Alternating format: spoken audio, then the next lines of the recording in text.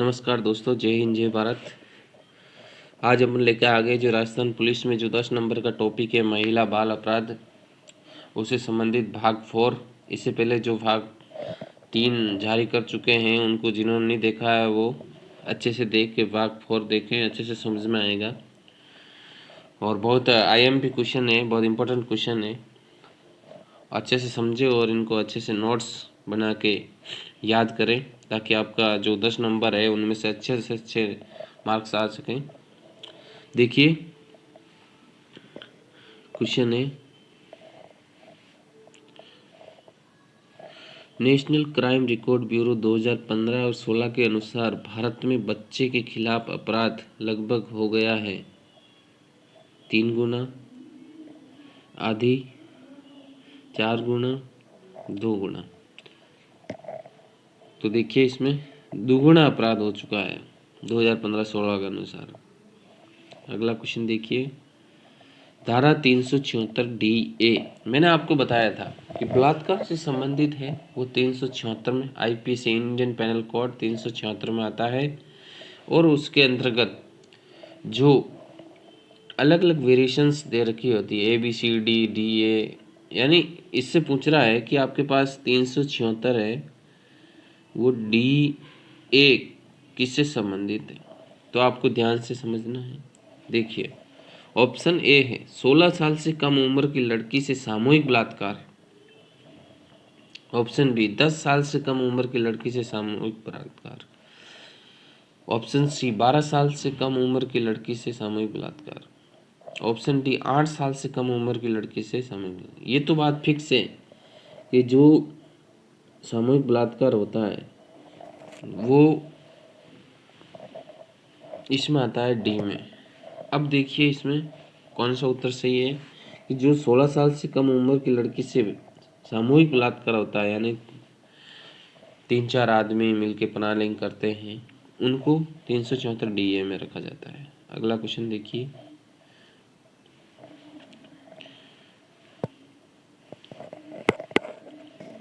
किस साल से कम उम्र की बच्ची से बलात्कार करने पर मौत की सजा दी जाएगी। तो देखिए मैंने आपको बताया था कि जो पॉक्सो है वो कब लगेगा, जब 18 साल से कम उम्र की लड़की हो। लेकिन इसमें ऑप्शन के अनुसार 18 साल से कम 12 ही आ रहा है, तो 12 साल से कम उम्र की बच्ची से बलात्कार करने पर मौत की सजा दी जाएगी, यानी लाइफ टाइम इंश्योरेंस हो जाता है, आजीवन कारावास। अगला क्वेश्चन देखिए, बाल विवाह निषेध अधिनियम 2006 के अनुसार किस वर्ष से कम की लड़की और किस वर्ष से कम के लड़के को नाबालिग माना जाता है। तो इसमें देखिए दोस्तों, बाल विवाह निषेध अधिनियम के अनुसार अगर 21 वर्ष से कम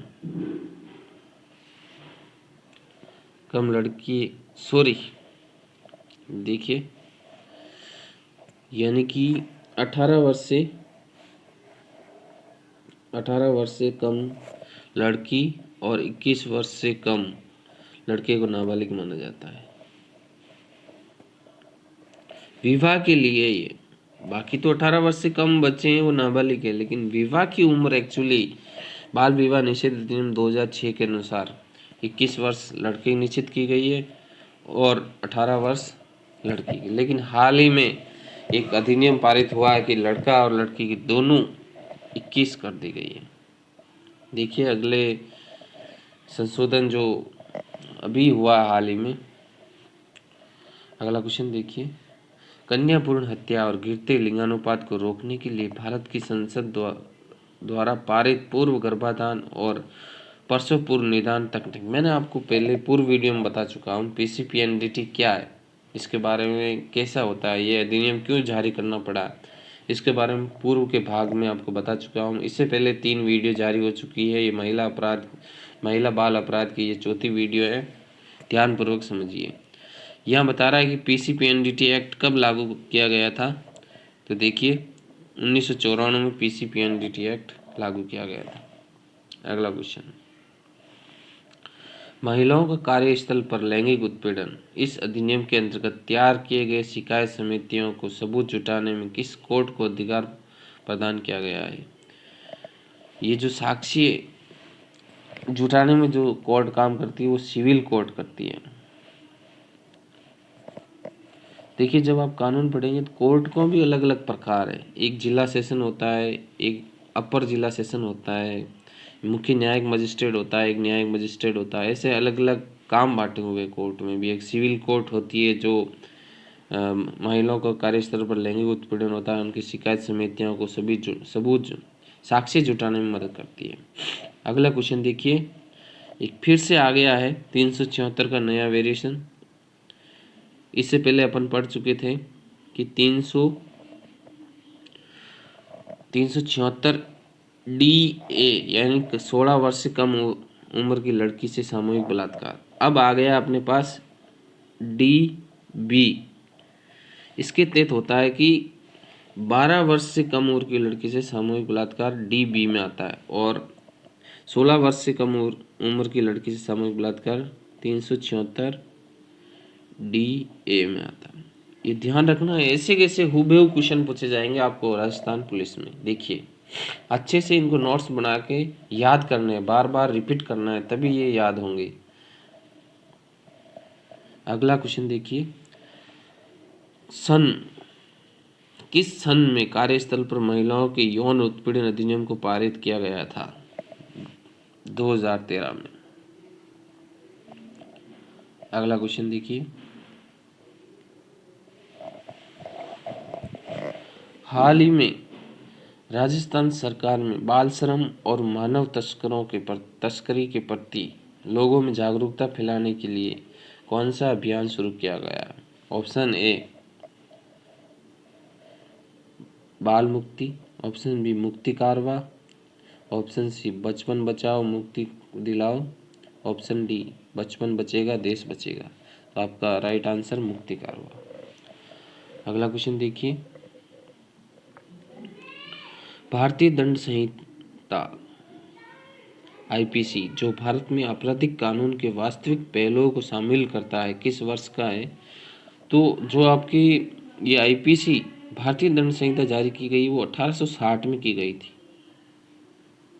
ये ध्यान रखना आपको। एक व्यक्ति किसी महिला की लज्जा भंग करने के आशय से उस पर हमला करता है, उस व्यक्ति पर भारतीय दंड संहिता की कौन सी, मैंने आपको पूर्व की वीडियो में अच्छे से समझा रखा है कि एक छेड़छाड़ और एक बलात्कार की कौन सी स्लैब चलती है, उसके बारे में मैंने पूर्व वीडियो में जो 3 वीडियो पहले जारी कर चुका हूँ उसमें अच्छे से समझा दिया गया है। इसमें राइट आंसर होगा 354। किसी महिला के यौन उत्पीड़न अपराध पर दोषी व्यक्ति को भारतीय दंड संहिता किस धारा के तहत? 354A के अंतर्गत। किसी महिला के सामूहिक बलात्कार के दोषियों का भारतीय दंड संहिता की किस धारा के अंतर्गत? अब आपको समझ में आना चाहिए कि बलात्कार शब्द आया है तो 376 तो आना फिक्स है। उसके अलावा अब आगे कौन सा पॉइंट आएगा वो देखिए, किसी महिला के सामूहिक बलात्कार के दोषियों का भारतीय दंड संहिता किस धारा के अंतर्गत 20 साल की सजा का प्रावधान है? तो मैंने बताया था 376 अभी यहाँ दे दिया है, और सामूहिक बलात्कार तो डी स्लैब आएगी, 376 डी आएगा। किसी भी महिला के साथ सामूहिक बलात्कार होता है 376 डी। और अगर 16 साल से कम लड़की के साथ सामूहिक बलात्कार होता है तो 376 डी ए। 12 साल से कम लड़की के साथ सामूहिक बलात्कार होता है 376 डी बी। अगली धारा देखिए, और 376 डी के अंतर्गत जो कानूनी अपराध हुआ है वो 20 साल की सजा का प्रावधान होगा मैक्सिमम। अगला क्वेश्चन देखिए, भारत में आपराधिक कानून के क्रियान्वयन के लिए मुख्य कानून दंड प्रक्रिया संहिता CRPC किस वर्ष लागू हुआ? जो CRPC है दंड प्रक्रिया संहिता, वो 1974 में लागू हुआ था। आपने अक्सर सुना होगा कि शांति भंग के मुकदमे में जब कोई व्यक्ति 107, 151 सीआरपीसी, ये आपने सुना होगा कि 107, 151 में बंद करा है, तो वो ये एक सीआरपी के अंतर्गत बंद होता है। ये सीआरपीसी 1974 में लागू की गई थी। भारत में देश निषेध अधिनियम कब लागू किया गया था? 1961 में। 1961 में देश निषेध अधिनियम लागू किया गया था। तो आप बताइए दोस्तों, अगला क्वेश्चन है, आपको बताना है कि आईपीसी है, भारतीय दंड संहिता, कब लागू की गई थी, और सीआरपीसी है, वो कब लागू की गई थी। इन दोनों का उत्तर आपको कमेंट बॉक्स में लिखना है। देखते हैं कौन जल्दी उत्तर देता है इसका। अगर कोई महिलाएं दहेज उत्पीड़न से तंग आकर आत्महत्या कर लेती है तो दोषियों पर भारतीय दंड संहिता की किस धारा के अंतर्गत कार्रवाई की जाएगी? देखिए, अगर कोई महिला दहेज उत्पीड़न से तंग आकर आत्महत्या करती है तो इसमें दोस्तों देखिए, राइट आंसर आपका होगा 304 बी। 304 बी। अगला क्वेश्चन देखिए, स्त्री अशिष्ट रूप प्रतिषेध अधिनियम भारतीय संसद द्वारा कब लागू किया गया? 1986 में लागू किया गया।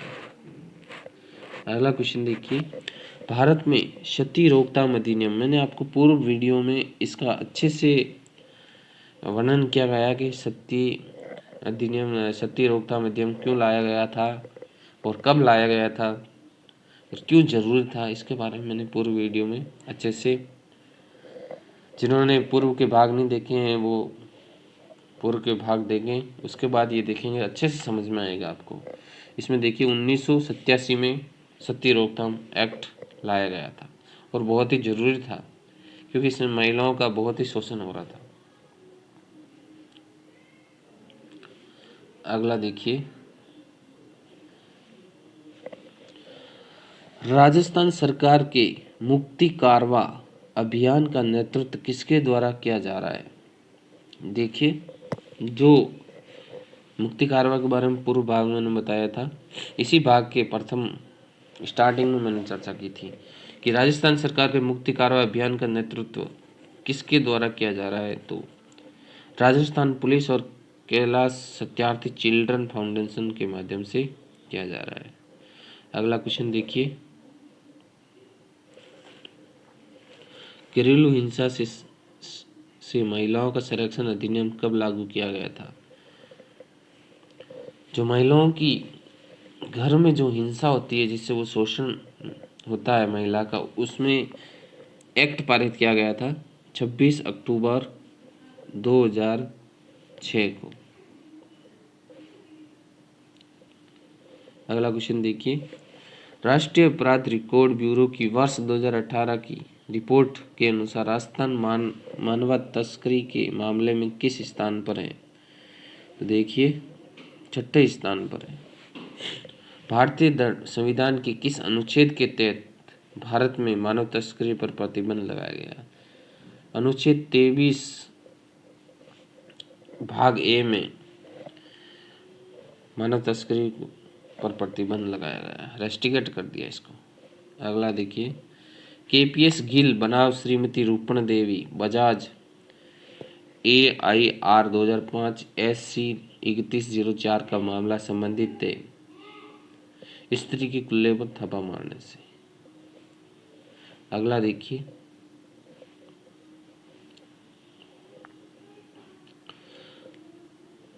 धारा 366 के अंतर्गत अपराध के गठन के लिए क्या आवश्यक नहीं है? धोखा, बल प्रयोग, याचना या अनुनय, विवश या विलुप्त करना। दोस्तों, मैंने आपको 361 से 367 तक मैंने आपको वर्णन करा था कि ये किसके अंतर्गत आती है। जो अपहरण, किडनैपिंग के मामले होते हैं। अब किडनैपिंग कैसे भी हो सकती है, बल प्रयोग से हो सकती है, कुछ खिला के हो सकती है, कैसे भी हो सकती है।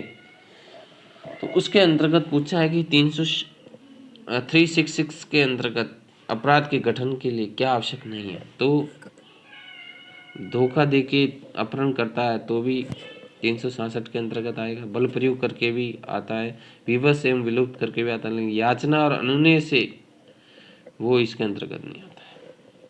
अगला क्वेश्चन देखिए, दंड विधि संशोधन अधिनियम 2018 द्वारा कौन सी नई धाराएं अंत स्थापित की गई थी। देखिए, जैसे जैसे नए नए मामले आते हैं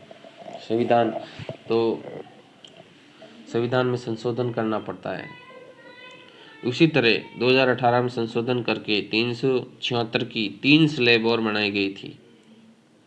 ये देखिए, अगला क्वेश्चन देखिए, प्रकृति विरुद्ध अपराध के बारे में प्रावधान किया गया है। भारतीय दंड संहिता 1860, इंडियन पेनल कोड 1860 में जारी हुआ था दोस्तों, और सीआरपीसी 1974 में जारी हुई थी। 300 प्रकृति के विरुद्ध अपराध करने पर जो आईपीसी लगती है वो 377 लगती है। धारा 497 के अंतर्गत झारक्रम के अपराध के गठन के लिए आवश्यक है। झारक्रम का मतलब है कि किसी की विवाहित महिला के साथ अश्लील हरकत करना या बलात्कार करना झारक्रम के अंतर्गत आता है, और इसकी धारा लगती है दोस्तों 497।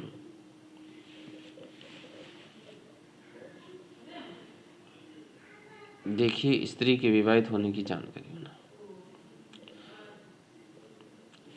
शब्द दहेज से क्या तात्पर्य, वही जो देश प्रतिषेध अधिनियम 1961 की धारा 2 में दिया गया है। अगला क्वेश्चन देखिए,